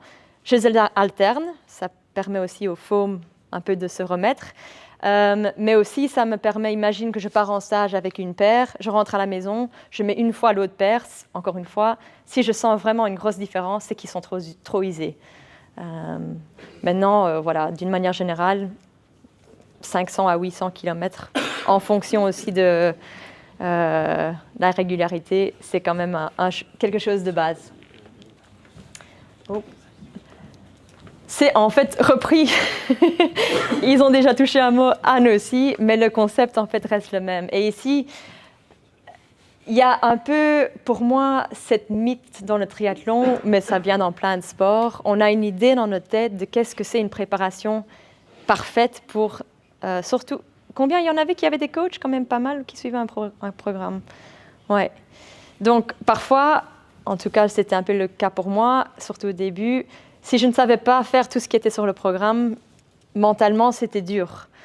Parce que dans ma tête, c'est un peu une croyance comme ça que j'avais du mal à un peu adapter au début, c'est que je pensais, si je ne fais pas ce qui est mis sur le programme, je ne vais pas pouvoir réussir mon objectif tel que je voudrais bien le faire. Bien sûr, au niveau élite, il y a aussi des enjeux, on va dire, de performance qui sont importants pour des contrats et ainsi de suite. Mais mon coach, que j'ai commencé à travailler avec un coach dans un squad international en 2016, et une des premières choses que lui m'a dit, c'est Claire, ici on ne vise pas une préparation parfaite, on vise une adaptation parfaite. Et ce que ça veut dire, c'est qu'il y a plein de facteurs qui vont venir dans notre vie, voulu ou pas voulu, et l'importance en fait, c'est de pouvoir adapter aux conditions telles qu'elles sont, telles qu'elles viennent. Et ça, c'est parfois même psychologiquement un peu dur. Et donc, lui, il parlait de ça un peu comme les règles de 100 points. Qu'est-ce que c'est les règles de 100 points? En fait, c'est le REDS, mais simplifié. Mais en gros, c'est le concept que voilà, on commence chaque journée avec 100 points. Tu peux les dépenser dans des choses qu'on veut dépenser. On décide d'aller nager, on décide d'aller courir. Mais il y a des choses qu'on ne contrôle pas. On a mal dormi, on a déjà quelques points réduits. Il y a une crise ou quelque chose, je ne sais pas, familial au boulot ou d'autres. Ça nous coûte des points, ça nous pompe de l'énergie. Et le clé, c'est de pas d'arriver en déficit de points jour après jour. C'est juste impossible, on ne sait pas tenir ce rythme. Donc ça, c'est un peu respecter cette règle parce qu'il y a plein de facteurs qu'on maîtrise et qu'on ne maîtrise pas. La météo en Belgique joue un rôle. Je peux m'imaginer que ça fait 12 ans que je n'ai plus vécu un hiver en Belgique, mais je peux m'imaginer que quand on sort à vélo et qu'il fait noir et qu'il pleut et qu'il fait froid, ça nous coûte beaucoup plus d'énergie pour le même 2 heures en vélo quand il fait plein soleil. On est d'accord? On est d'accord. Mais, donc voilà, je pars sur la deuxième partie. Je me suis blessée. Et maintenant quoi? Et donc, ça peut être un accident, ça peut être un surcharge, ça peut être plein de choses. Mais s'il y a une chose que les blessures m'ont appris, c'est que d'essayer de les observer d'une manière plus globale, plus holistique, plus en pensant en fait au corps dans son entièreté, c'est ça qui nous permet en fait de vraiment soigner le vrai cause. Parce que si j'ai mal au tibia, je vais voir Dr. Roquier, je dis j'ai mal au tibia. Il me fait un scan, ok, fracture de fatigue. Ok, 6 à 8 semaines de repos, on traite l'os, ok, voilà. Mais pourquoi est-ce que j'ai une fracture de fatigue? Et ça demande en fait un peu de creuser parfois les pistes, être honnête aussi avec soi-même, un peu plus pour parfois vraiment trouver la vraie cause de quelque chose. Et je pense que ils ont tous les deux déjà souligné ça aussi dans leurs approches à eux et ce qu'ils essayent les messages qu'ils essayent de faire passer ici. Mais traiter vraiment la source d'un problème. Et c'est marrant parce que j'ai mis cette photo. Cette photo, elle vient des Jeux de Tokyo, où je faisais malheureusement partie des statistiques d'une personne blessée lors des Jeux. Et donc, qu'est-ce qui s'est passé ici à Tokyo lors de la course individuelle? J'ai eu une déchirure au mollet pendant la course. Une déchirure de 10 cm solaire. Mais par contre, on avait le relais mix 4-5 jours plus tard. Je ne conseille pas du tout de faire une course blessée, mais c'était des conditions un peu particulières pour l'équipe et tout ça. On a quand même fait la course. Ça se voit peut-être à mon visage que j'étais très, très, très nerveuse de prendre le départ. J'étais inquiète pour mon corps, j'étais inquiète s'il allait tenir, et je venais justement d'une longue rééducation pour une autre type de blessure. Pour finir, ça a plus ou moins tenu la course. Je dis plus ou moins. Mais par contre, pendant 1 an, j'ai eu un peu des déchirures à répétition, même avec des petites choses, etc. Et c'est finalement quand on a un peu... Je me suis dit, wow, je dois prendre vraiment une vue plongeante ici. Et que j'ai été creusée plus dans mon réseau, pas Dr Google, pas mes amis, mais vraiment dans mon... et on a, bien sûr aussi, quand on est athlète de haut niveau, on a accès à ça, donc c'est vraiment super. De faire des tests biomécaniques sur des forces pour vraiment voir en fait les déséquilibres que j'avais restant d'un accident au genou qui justement me faisait utiliser beaucoup plus la chaîne postérieure, ce qui était mon mollet. Parce que beau à faire les isométriques, concentriques, etc., je n'arrivais pas à m'en sortir. Et en fait, ce n'était pas vraiment ça la vraie cause. En fait, c'était un problème au genou qui provoquait un changement de foulée de course à pied qui me causait un peu ces problèmes à répétition. Et donc, c'était en fait... Et ça, j'imagine que ça arrive assez régulièrement. Et c'est pour ça que je conseille vraiment d'avoir cette observation globale aussi du corps quand on a une blessure. Ici, je vais faire une petite vidéo pour... Qu'est-ce que ça... Je viens de parler. Donc, cette blessure avant celui du mollet, c'était suite à un accident au genou que j'ai eu avec mon vélo de ville, assez bête, en octobre 2019. Mais qu'est-ce que ça implique, en fait, une rééducation comme ça de plus ou moins 18 mois? Donc, la première chose, c'est qu'on ne savait pas, bien sûr, à ce moment-là, que les Jeux de Tokyo allaient être postposés d'1 an, mais on a tout de suite essayé de trouver un peu des solutions créatives pour nager. J'ai été trouver quelqu'un qui travaille avec des para-athlètes qui m'a imprimé en 3D une genre d'attelle où j'ai demandé de mettre du néoprène dedans pour que je puisse aller dans l'eau. Toutes sortes de solutions assez créatives qui m'ont permis en fait de trouver des petites victoires tous les jours parce que à ce moment-là, on était à quelques mois des Jeux et regagner cette mobilité après 3 mois dans une attelle complète de la jambe, ça a été un vrai travail. Réapprendre à marcher. Et je me souviens un peu de ce moment, c'était avec mon kiné à l'époque. Et la première fois qu'elle m'avait demandé, par exemple, de soulever ma jambe de la table, j'ai mis toute ma force et je n'ai pas réussi à la soulever. Et je me suis dit, waouh, comment est-ce que je vais faire pour courir aux Jeux de Tokyo ici dans quelques mois et c'est juste très lent, les blessures. Vu que tout le monde s'est levé la main, c'est très lent. Et la première chose, bien sûr, c'est qu'il faut être super patient. La deuxième chose, c'est qu'il faut être créatif. Trouver moyen d'avoir quelque chose qui vous donne un peu d'espoir que vous allez dans le bon sens. Et après, être optimiste, ça aide aussi. Parce que la base de tout ça, et c'est vraiment écrit là en haut, c'est super important de se concentrer sur ce qu'on peut faire malgré la blessure et pas sur ce qu'on ne peut pas faire. Et ça, je pense que dans la clinique, j'imagine aussi, c'est sûr qu'il y a une différence. Je peux dire ça parce que j'ai eu Dr Roquier aussi comme médecin dans le temps. Je sais que quand j'allais chez lui et que je recevais un diagnostic, même si c'était dur, toujours on avait cette discussion de « OK, qu'est-ce qu'on peut faire ?» Et ça change vraiment la perspective. Et je pense que comme tout athlète, peu importe le niveau, en fait, c'est ça qu'on cherche. On cherche un peu d'espoir. La motivation, c'est tout simple. C'est de l'espoir un peu caché, en fait, entre guillemets. Si on voit qu'il y a quelque chose qui nous fait bouger de l'avant, on va le faire. Et donc, pour moi, ça, c'est vraiment... Cette concentration sur ce que vous pouvez faire, c'est quand même assez important. Et pour clôturer, il y a un peu aussi cette réflexion de qu'est-ce que c'est le sport? Ce n'est pas juste l'activité physique. Donc, il y en a certains ici dans la salle que je reconnais parce qu'ils sont dans mon club de triathlon. D'autres avec qui j'ai aussi partagé certains entraînements.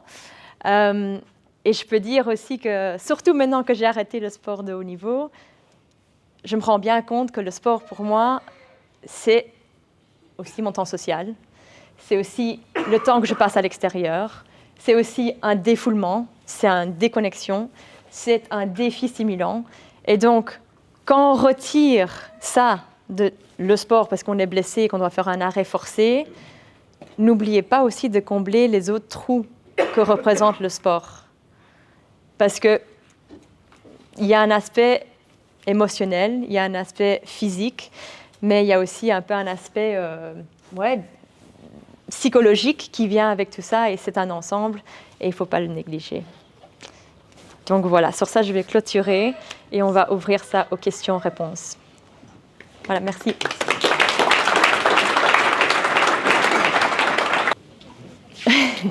Bernadette.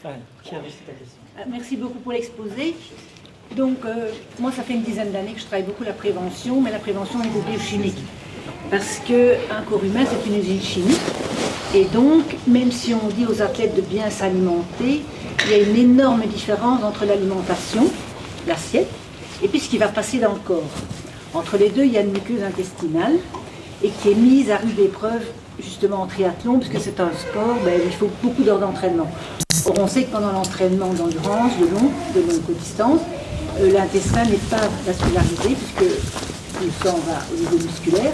Et donc, l'intestin, petit à petit, pas chez tout le monde, parce qu'il y a des influences génétiques, des influences de sexe, etc., qui font que l'intestin ne va peut-être pas réagir de la même manière chez tout le monde.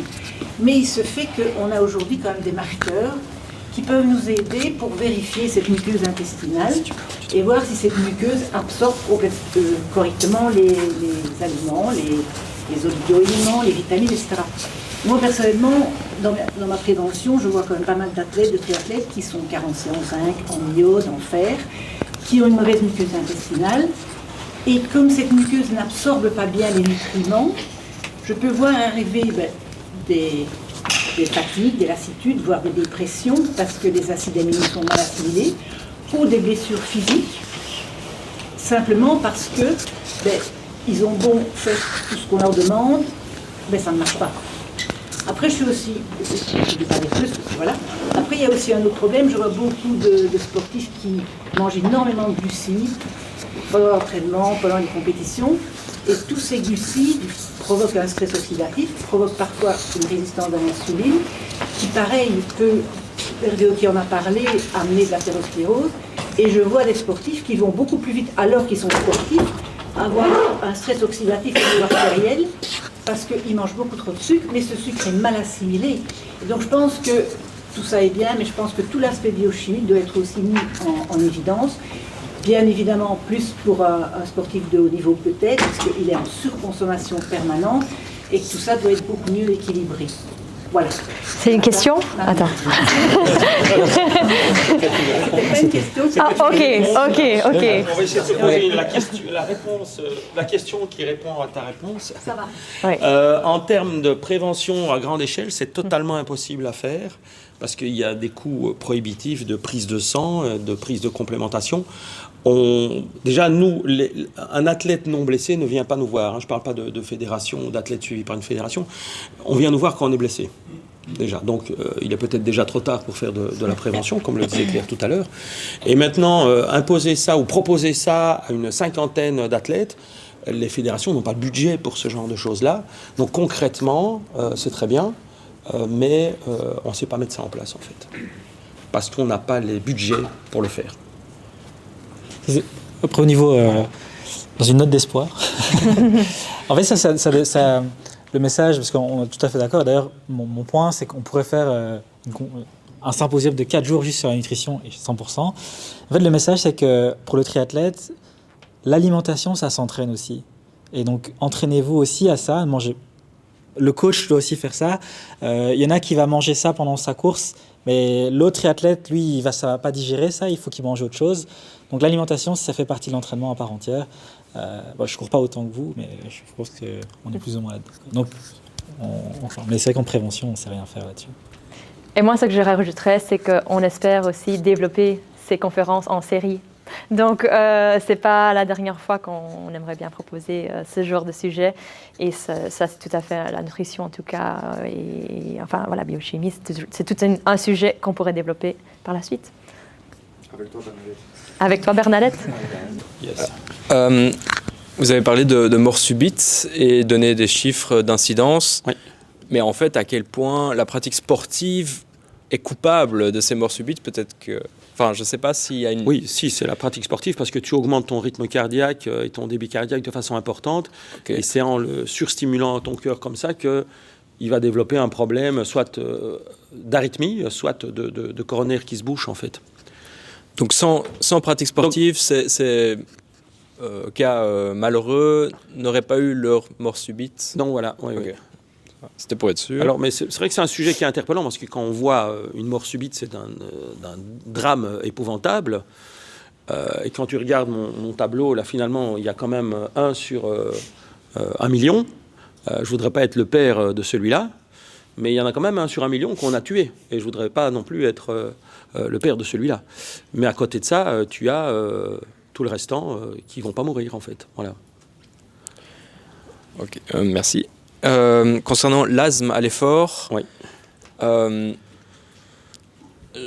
Allez, à partir de quel effort on peut avoir peur des symptômes susmentionnés? C'est-à-dire un effort maximal, bon, à la fin, on sera quand même un petit peu pas bien. Non, c'est pas lié à l'intensité, Ok, c'est lié donc à l'effort. Et donc, c'est à partir du moment où on a des symptômes qu'on se dit, tiens, il y a peut-être de l'asthme à l'effort.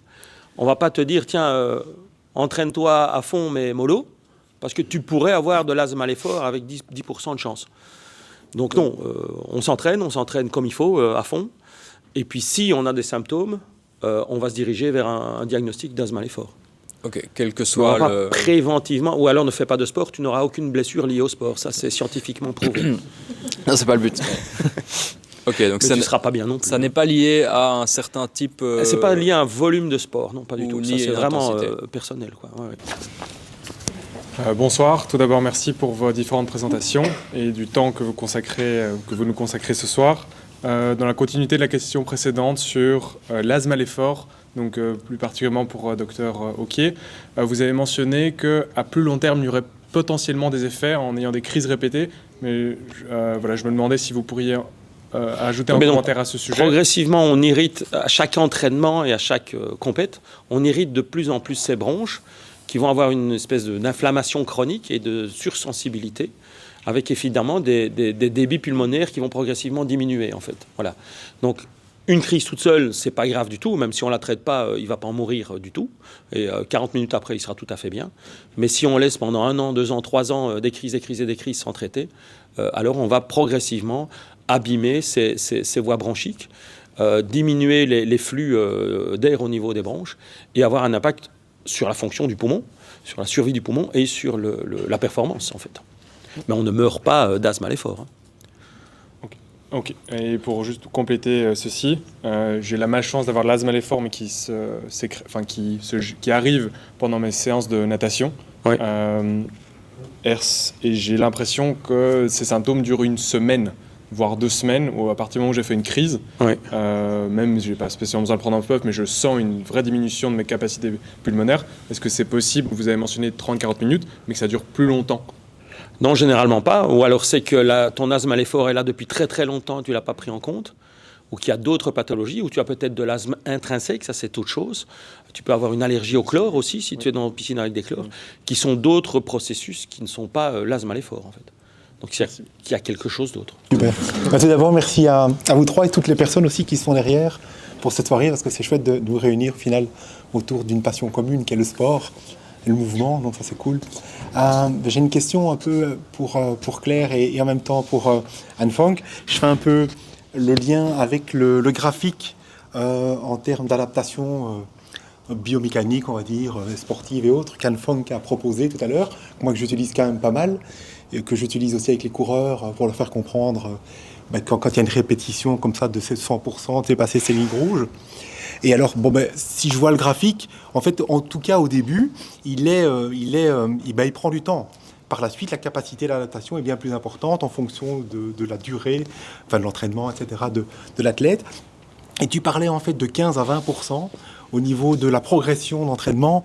Et ça, là, je me dis, sur quoi tu te bases et est-ce que c'est pas trop, en fait? C'est juste cette nuance-là. Parce que moi, perso, donc, au magasin, je vois des athlètes qui viennent aussi me voir parce qu'ils sont blessés, ils veulent une nouvelle paire de baskets. Et ils n'en ont pas 2, ils en ont une depuis 2 ans déjà, qui est usée depuis 1 an et demi. Donc voilà. Et en général, je parle plus d'une progression entre 5 et 10% maximum. Parce que 15-20, je sais pas. Moi, je me questionne là-dessus. Je me dis, est-ce que c'est pas trop au niveau adaptation corporelle, biomécanique? Voilà, merci. Ouais. En fait, c'est déjà beaucoup, entre guillemets. En course à pied, certainement, c'est moins. Moi, j'aurais en course à pied jamais au-dessus de 10%, perso. Ouais. Et ouais, voilà. Je vais t'expliquer les chiffres si tu veux. 10% vient d'une étude juste statistique sur les ratios relatifs, donc les odds ratios. Donc, juste pour comprendre les 10%, le chiffre ne veut pas spécialement dire grand-chose. Ça, retenez. Ce qui est important de comprendre, c'est il y a des sports comme la course à pied où 1% vaut plus cher que 1% de vélo, tu vois. Alors là, je prends une autre casquette, juste pour toi, Claude, de biomécanicien.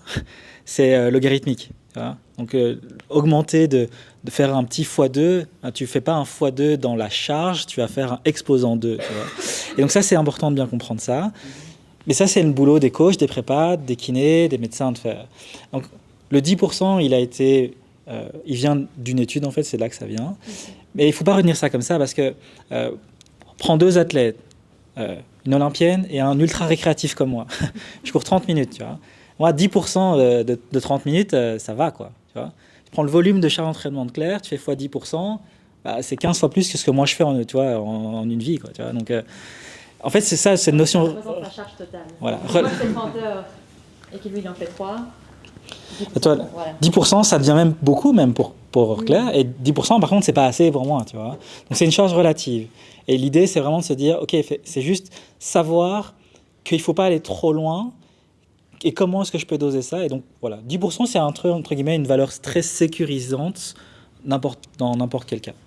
Tu vois. Et par contre, dans ce que tu disais, cette courbe, elle est juste démonstrative. Elle n'est pas plus lente au début et plus rapide après. C'est juste une démonstration. Ce qui va changer sur ta capacité à ce que ta ligne rouge monte vite ou pas, c'est la distance entre ta ligne rouge et ta ligne verte. Et en fait, une ligne verte qui est très très basse, par exemple les adolescents qui sont en pleine croissance, entre 10 ans et 16 ans, ils ont une ligne qui sont très très verte. Un adolescent qui reste dans son canapé à jouer à la PlayStation s'adapte. Il a plus de muscles, il a plus d'os, il a plus de cartilage, simplement s'il grandit. C'est génial, hein? Mais nous, si vous êtes concernés, c'est fini ça. Pour que j'ai plus de muscles, je suis obligé d'aller à la salle. Parce que ma ligne verte est plus proche, tu vois. Et donc, c'est cette distance entre la ligne rouge et la ligne verte, dans ce graphe-là en tout cas, qui explique la rapidité d'adaptation. Et en 5 secondes, si tu dors bien, tu manges bien, tu fumes pas, tu bois pas, tu n'es pas dépressif, tu n'es pas anxieux, tu es optimiste, tu es de bonne humeur, tu as un bon cercle social, ta ligne verte est très basse. Et la petite chose que moi je vais rajouter aussi, on pourrait même voir après, par exemple je te montre 2024 et tu vas voir vraiment un graphique comme ça, mais aussi la calculation qu'on fait avec mon coach quand moi je remplis quelque chose sur Training Peaks par exemple, c'est une multiplication entre guillemets, pas que ça, je simplifie, hein, mais des minutes que je fais dans telle activité fois le RPE, donc Rate of Perceived Effort, hein, donc et 30 minutes à fond la caisse n'est pas la même chose que 30 minutes calme. Et donc, effectivement, c'est vraiment rejoint ça que la charge d'entraînement n'est pas juste le temps. C'est vraiment important d'un peu comprendre ça et c'est complexe. C'est complexe aussi à vraiment bien doser et à bien savoir. Enfin, avec mon coach, je ne savais pas que ça s'appelait comme ceci, mais on a vraiment, quand on voit mes graphiques d'entraînement, la ligne verte, la ligne rouge. Souvent, c'est ça, hein, c'est Foster qu'on utilise. Oui, voilà. Je te ferai un cours après. Ouais. Là-bas. Ouais, Jean-Louis. Sorry. Voilà, j'espère Anne-Fong que ce sera pertinent. Jean-Louis travaille dans mon laboratoire de recherche, c'est pour ça qu'il me fait. Et j'ai tendance à poser trop de questions, c'est pour ça qu'il me charrie un peu. Par rapport à l'entraînement de force, au renforcement musculaire pour éviter les blessures et mieux performer, ou en tout cas pour mieux performer et éventuellement pour éviter le risque de blessure. Pour l'instant, moi je n'en fais pas, et peut-être que c'est quelque chose que je devrais mettre en place. J'en fais absolument zéro. Si jamais tu devais me conseiller demain de commencer à en intégrer, est-ce que tu me conseillerais de faire ça 1 fois, 2 fois par semaine, plus? Et qu'est-ce que je devrais prioriser en sachant que je suis un athlète clairement récréatif? Est-ce que je dois prioriser l'entraînement de force, d'hypertrophie, d'endurance? Voilà. En général, alors, je parle sous couvert des préparateurs physiques, et donc corrigez-moi si jamais, il y a des universitaires ici. On commence par la force. Je vais te faire donc, dans la mesure où tu es capable d'aller chercher cette intensité-là, je vais te faire une planification générale. Il faut que tu saches soulever de la charge, puis on va chercher de la force là-dessus, qui va avoir un impact aussi neuromusculaire, qui va avoir un impact physique, etc. Ça va être intéressant aussi à faire. Le fait de faire de la muscu, ça va améliorer tes performances, 100%. Okay, c'est un facteur de performance. C'est pas le seul facteur de performance, mais c'est un facteur de performance. Si aujourd'hui on commence la muscu, 9 personnes sur 10 améliorent la performance. Si demain je change vos chaussures, je suis pas sûr que 9 personnes sur 10 vont. Il y en a certains qui vont le faire et d'autres pas. Par contre, la muscu, c'est vraiment sûr. Au niveau des blessures, tu le sais bien, on n'est pas certain que ça prévient des blessures. On pense qu'il y a des gens qui répondent mieux. Et selon les études, en tout cas, par contre, à Poitiers, ce qu'ils observent parfois, c'est on est dose répondant en fonction de ça. Certains d'entre nous dans la salle, après une séance de muscu par semaine, c'est suffisant. Je vais avoir des gains après une séance. Et parfois, on voit que des personnes, une fois, tu vois que ça ne s'améliore pas assez. Alors, il en faut 2. Et parfois, il en faut 3. Et ça, c'est le coach qui sent ça. Il va vérifier petit à petit. En général, la moyenne, c'est 2 fois par semaine. Mais il y en a à 1 fois par semaine, il y en a qui répondent. Donc, mon conseil, c'est pour commencer, le premier pas, la première marche, 1 fois par semaine. Et on commence par essayer d'atteindre une notion de force. Je ne sais pas si c'est vraiment le bon conseil ou pas, mais ce que j'allais aussi dire, qui était quand même souvent dans notre pratique, voilà, 2 fois semaine quand même aussi, d'avoir un programme qui était adapté à la personne et ses besoins et ses points faibles. Je trouvais ça très important, et aussi qui change de temps en temps. De ne pas toujours faire juste des squats pendant toute l'année, mais de quand même aussi un peu varier. Ça a aussi un dosage, sans augmenter le dosage, mais en fait, ça donne une nouvelle dynamique, si je peux dire ça comme ça. Une motivation, mais aussi un peu, ça travaille parfois les muscles un peu différemment.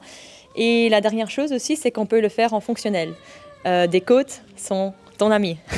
Donc voilà, faire des côtes 20-30 secondes en course à pied, ou des côtes en vélo, gros braquet parfois, pas un excessif, mais voilà, des trucs qui sont parfois aussi de la force, entre guillemets, fonctionnelle. Je ne dis pas que ça remplace la salle, mais ça peut venir en complément. Ça, c'est un peu mon avis de terrain. Je ne sais pas si c'est soutenu par toutes les études, mais voilà. Mais petite parenthèse là-dessus, il y a des trailers de très haut niveau qui quand on donne ce cours-là ou cette conférence, ils me disent « mais jamais, moi je suis un élite de haut niveau international en trail, et je fais jamais de muscu et je gagne des courses. » Puis on dit « ouais, mais t'habites en montagne. Quand tu vas chercher du pain, tu fais 1000 mètres de dénivelé, donc c'est de la muscu. Quoi. » Donc il y a de la muscu. Il y avait... Ici, Oui, Anne, tu mentionnais les courbatures suite aux séances de musculation par exemple, et tu parlais que c'était un dépassement de cette ligne rouge, et donc un athlète qui s'entraînerait avec des courbatures 5 jours sur 7 suite à ces 2 séances de musculation serait sujet à des risques de blessure parce qu'il dépasse régulièrement cette ligne rouge, ou bien c'était pas le propos? Alors non, en fait, justement, les courbatures, c'est un dépassement en ligne rouge qui est, dans sa globalité, je généralise un peu, acceptable, pour 2 raisons. Pour principalement une raison, c'est que le turnover cellulaire de la cellule, donc la viande vraiment de ton muscle, elle tourne très vite. Ça veut dire que ton muscle se régénère vite.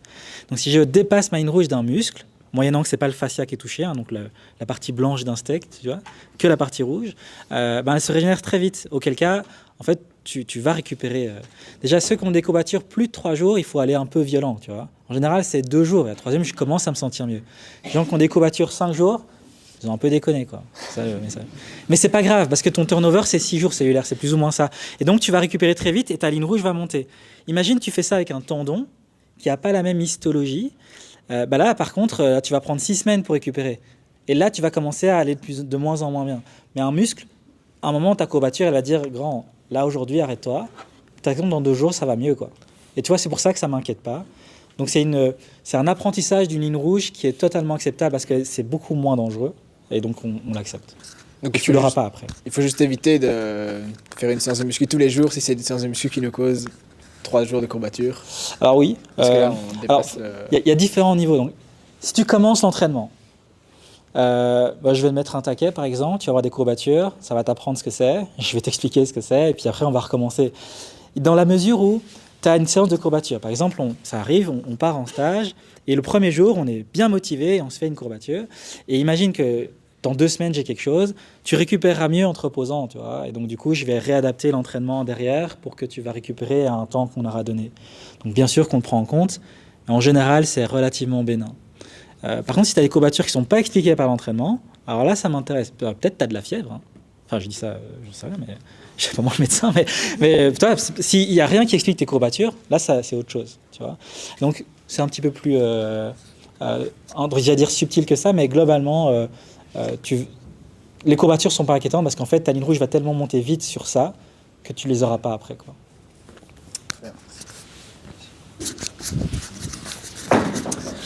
De nouveau pour toi, Anne Fong, pour un jeune athlète qui s'entraîne déjà avec une charge assez élevée, qui est toujours en période de croissance, le renforcement musculaire, il peut commencer à partir de quand? Tu vas pas charger pendant sa période de croissance, ou tu vas déjà mettre de la charge? A priori, il n'y a aucun risque à charger. La meilleure façon de créer une ostéogenèse, donc de créer de l'os, c'est de tirer dessus. La seule façon de tirer sur un os, c'est avec un muscle. Donc la science est pour la musculation, chez tout le monde, et chez les gens en croissance aussi. Si je vais plus loin, le capital de croissance osseuse d'un être humain se fait pendant sa croissance, et ça s'arrête aux alentours de 20-22 ans. C'est-à-dire qu'en fait, si vous voulez capitaliser de l'os, il faut le faire dans cette période-là. Donc il faut des sports qui chargent rapidement, qui chargent parfois en changeant de direction. C'est pour ça qu'on fait de la pliométrie avec les enfants. Il faut faire de la musculation relativement lourde. C'est pas interdit, ça bloque pas la croissance comme on croyait avant. Ça favorise même. Et en fait, tu augmentes ton capital osseux. Donc pour toutes ces raisons-là, il n'y a aucun risque, si c'est bien contrôlé, à faire ça. C'est juste une notion encore une fois, de relatif, tu vois. Un enfant, un ado, c'est pas un petit adulte. C'est quelqu'un en particulier, donc on va adapter les charges à cet enfant-là, tu vois. Mais il y a aujourd'hui, donc, si ta question c'est est-ce qu'il y a un risque? Non, il n'y a pas de risque. Tu peux charger. Ok, merci. Tu voulais compléter? Non, je voulais juste peut-être dire, avec une bonne technique, quand même, peut-être vaut la peine de préciser que si quelqu'un n'a jamais fait un deadlift ou un back squat ou que sais-je, surtout des jeunes, la forme est quand même, la technique est super important, et de là, travailler avec quelqu'un qui est compétent quand même. Enfin, je le précise au cas où. C'est bien de préciser. Déjà, merci beaucoup pour la conférence. J'ai une question pour Claire. J'aimerais savoir, pendant une semaine d'entraînement où il y a beaucoup de charges, à quel point, à quel moment tu sais si c'est plus bénéfique de louper un entraînement pour mieux récupérer? Parce qu'évidemment, quand on charge, on est fortement fatigué. Quels sont les signes qui vont te dire là, je ne dois pas y aller pour mieux progresser? Oui, enfin, premièrement, dans mon cas, voilà, je fais ça à temps plein. Je n'avais pas de boulot à côté, j'avais pas d'autres, beaucoup moins, on va dire, d'autres facteurs qui venaient. C'était vraiment le truc principal. Donc, ça, c'est une première chose pour un peu cadrer. Et c'est sûr que l'objectif de l'entraînement, c'est la fatigue, c'est d'avoir quand même un peu de courbature, etc. Mais jamais d'arriver en excès. Les signaux pour moi, c'était... Je suis fatiguée, mais je mets ma tête dans le lit et que je n'arrive quand même pas à dormir. Ça, c'est un truc où je me réveille régulièrement. C'est quand même pas normal si je suis très fatiguée. Humeur. Bon, ça s'applique plus pour quelqu'un qui est une femme, mais bon, vu qu'il y en a d'autres dans la salle, si mes règles venaient souvent la semaine juste avant, ça s'expliquait aussi. Beaucoup de cette fatigue que je pouvais avoir qui semblait peut-être excessif. Et la dernière chose, mais bon, ça c'est un peu particulier à notre coach, on avait toujours des sessions optionnelles d'office dans le planning. Donc sur 30 heures, il y avait quand même 2-3 séances souvent qui étaient optionnelles, et il y avait souvent un peu, par exemple, il pourrait être marqué entre 40 et 50 minutes de course à pied, ou entre 30 et 50. Et on travaillait aussi sur parfois un peu plus dans des zones de sensations et de ressenti, que vraiment de se dire, voilà, je cours à du 5 minutes au kilomètre pour mon sortie d'endurance. Si aujourd'hui j'ai envie de courir à du 5,30 parce que c'est ça que je sens, pas de souci. Donc je pense qu'il y a un peu des moments, et ça demande de la maturité, surtout si on entraîne en groupe. Si ça va trop vite ce jour-là par rapport à l'état de fatigue, ou le fatigue qu'on entraîne des autres trucs, parfois il faut dire, oh, les gars, je vais trottiner de mon côté, voilà, et c'est pas grave. Mais ça demande, je pense, un peu de maturité, mais vraiment ces signaux de humeur, s'il y a plusieurs jours d'affilée où je me réveille, même si j'ai bien dormi, 9-10 heures, et je me réveille et que je me dis, je me sens pas du tout ressourcée, pour moi ça c'est aussi un signal. En fait, tout ce qu'il a mis sur le slide sur les RLS et la fatigue, déjà ça récapitule bien, et pour moi en tout cas c'est vraiment un vrai ressenti de ça. Merci tout le monde d'être là. Merci.